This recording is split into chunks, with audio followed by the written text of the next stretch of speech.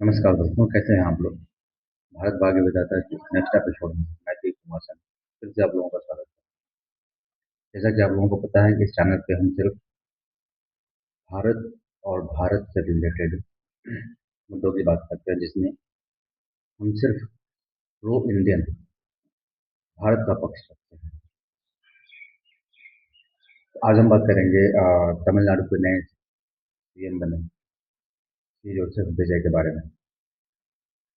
अभी मैं पिछले कुछ दिनों में न्यूज़ में देख रहा हूँ कि जैसा कि आप लोगों को पता है कि हमारे देश में जो टीवी चैनल्स हैं, खास करके जो मीडिया चैनल्स हैं, दो पार्टी में मुख्यतः बटी हुई है। दो पार्टी नहीं कह सकते हैं आप, ये कह सकते हैं कि भारत में जितनी पार्टियां हैं लगभग हर एक पार्टी को अपना एक दो चैनल है, तो वो उनकी गुड़गाने में लगे हुए हैं।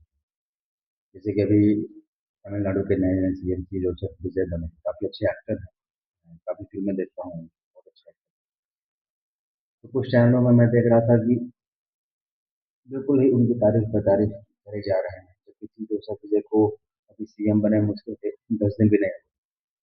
भाई आप ये बात बताएंगे, आपने 10 दिन के अंदर क्या देख लिया ऐसा? 10 दिन में कौन से बड़े फैसले ले लिए उन्होंने? और मैं ये भी नहीं कह रहा हूँ कि वो सीएम के पोस्ट पे जस्टिफाई नहीं कर पाएंगे। बिल्कुल हो सकता है कि आज के जितने भी सीएम हैं पूरे भारत में सबसे अच्छे सीएम साबित हैं। लेकिन भाई पहले उनको समय तो दो। 1 साल, 2 साल, 3 साल, 5 साल जो उनका पूरा का पूरा टर्म खत्म करने के।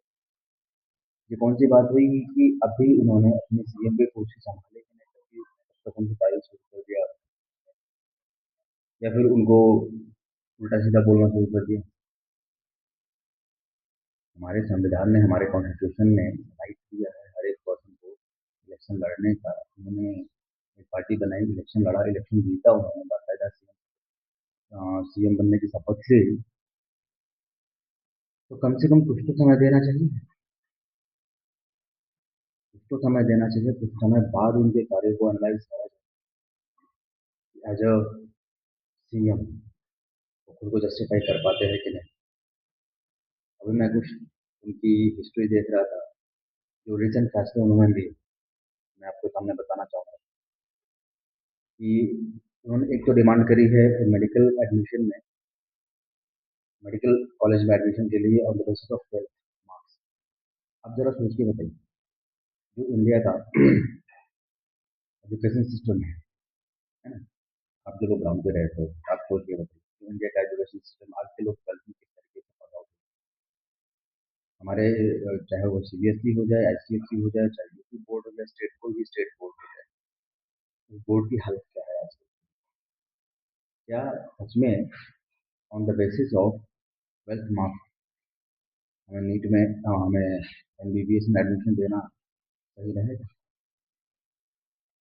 मेरे ख्याल से ये बिल्कुल गलत होगा। अगर आप on the basis of 12th marks अगर आप मेडिकल कॉलेज में एडमिशन लेना शुरू करते हैं तो आपको क्या करना चाहिए? फर्स्ट ऑफ ऑल, हाँ बिल्कुल अच्छी बात है, अगर आप एज ए सीएम इस तरीके से इस बारे में सोच रहे हैं, बहुत अच्छी बात है, आई अप्रिशिएट इट। लेकिन उसका procedure, you must follow a procedure can be effective, जो कि इफेक्टिव। आप पहले 12th को बिल्कुल, अगर आप ये मानते हैं कि 12th के बेसिस पे मेडिकल कॉलेज का एडमिशन होना चाहिए, बिल्कुल होना चाहिए, बिल्कुल मैं आपको प्रूव करता हूँ भाई। बच्चे ने 12th क्वालिफाई करा हुआ है, बच्चे ने 12th क्वालिफाई करा हुआ है, और 12th का ही 12th को क्वालिफाई करना है sufficient to get an admission in an engineering college or a medical college. But criteria, but the condition is, problem क्या है हमारे पास कि 12th का एग्जामिनेशन हम लेते कैसे हैं, है ना? आपने रिकमेंड तो कर दिया पूरे भारत सरकार को, लेकिन क्या भारत के पूरे एजुकेशन सिस्टम के बारे में आपको पता है? आप उत्तर भारत में आई, जगह पे मार्केट बनती, 20-20 हज़ार में, 25-25 हज़ार में परसेंटेज डिसाइड होते हैं।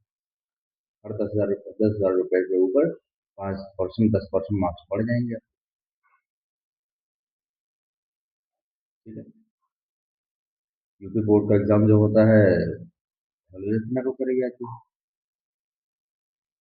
कई कई स्कूलों में, बहुत सारे स्कूल ऐसे हैं जहाँ पे रचना को कराई जाती है, परसेंटेज भी आते हैं, मार्क्स किस तरीके से कॉपी चेक करी जाती है तो आपको पता नहीं सर। मुझे याद है मेरे अंकल कल्याण सिंह के टाइम पे जो रिजल्ट बनता था 13-13, 14-14, 15-15% रिजल्ट बनते थे। 10th में, 12th में अगर कोई बच्चा 60% पा जाए तो फिर पूरे इलाके में एक तरीके से जबरदस्ती का माहौल होता था। और आज 80% लोग सुसाइड कर लेते हैं। 80% मार्क्स, 85% मार्क्स करेगा चले। तो मैं बिल्कुल सपोर्ट करता हूँ जोसेफ विजय जी का कि मेडिकल कॉलेजेस में एडमिशन 12th के मार्क्स के बेसिस पे होना चाहिए। और बी मार्क्स इंश्योर हमें सबसे पहले इंश्योर करना पड़ेगा कि जो मार्क्स वो जस्टिफाइड है, वो बच्चे के टैलेंट को जस्टिफाई कर रहा है। अब फिर क्वेश्चन आता है क्या ये इतनी जल्दी हो जाएगा? बिल्कुल नहीं हो पाएगा। बिल्कुल नहीं।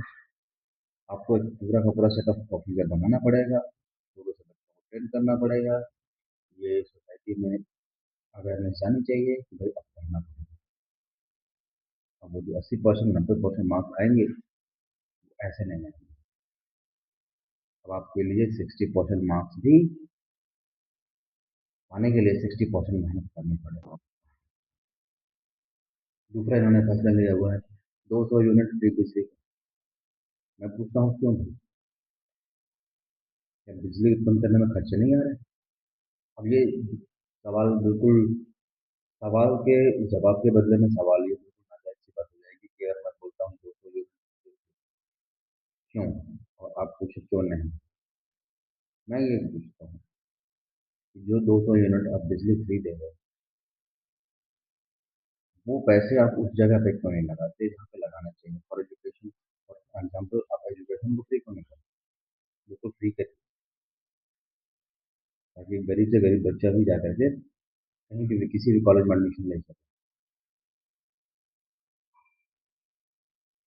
अगर वो कॉलेज में एडमिशन लेगा, पढ़ाई करेगा, लायक बनेगा, बिजली का बिल अपने आप पेमेंट, बिजली का बिल पेमेंट कर देगा, बिजली का बिल पे कर देगा। आप चीज़ों को समझिए, प्रॉब्लम को सॉल्व करने की कोशिश करिए, प्रॉब्लम को टालिए।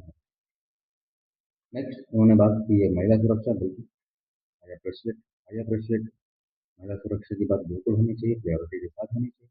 और इसके लिए मैं जोसेफ को धन्यवाद बोलूँगा। नेक्स्ट है मंदिर और स्कूल के पास शराब की दुकानें बंद करेंगे। बिल्कुल बंद होनी चाहिए। अभी बिहार सरकार, बिहार में शराब की दुकानें बंद है। मुझे ये समस्या होने लगती है जब जब सिर्फ हम प्रॉब्लम को सॉल्व करने की जगह पे प्रॉब्लम को सॉल्व कर रहे हैं ऐसा दिखाया जाता है। अगर आप शराब की दुकानें बंद करेंगे तो आपको फिर ये नहीं लगता कि लोग कहीं और से किसी गलत तरीके से शराब को एक्सेप्ट करेंगे? आप उसके लिए एक प्रॉपर प्लान बनाइए, अवेयरनेस। हर बात के लिए एक सोशल अवेयरनेस जरूरी है। आप सोशल अवेयरनेस करेंगे, शराब लोग अपने आप छोड़ेंगे। लोगों को इम्प्रूव करिए, एम्पावर करिए। लोगों को सबसे पहले एजुकेशन, जो आपने बात करी है, फ्री बिजली देने के लिए आप उसके पहले लोगों को फ्री एजुकेशन दीजिए और क्वालिटी एजुकेशन दीजिए। बच्चे को फ्री और क्वालिटी एजुकेशन चाहिए, बच्चे को फ्री हेल्थ फैसिलिटीज चाहिए। मेरा ख्याल है आप इन सब बातों पर ध्यान देंगे। और सिर्फ आप ही नहीं, पूरी की पूरी भारत सरकार, चाहे सेंट्रल की हो या और स्टेट की हो, पूरी की पूरी सरकार इन सब बातों पर ध्यान देगी।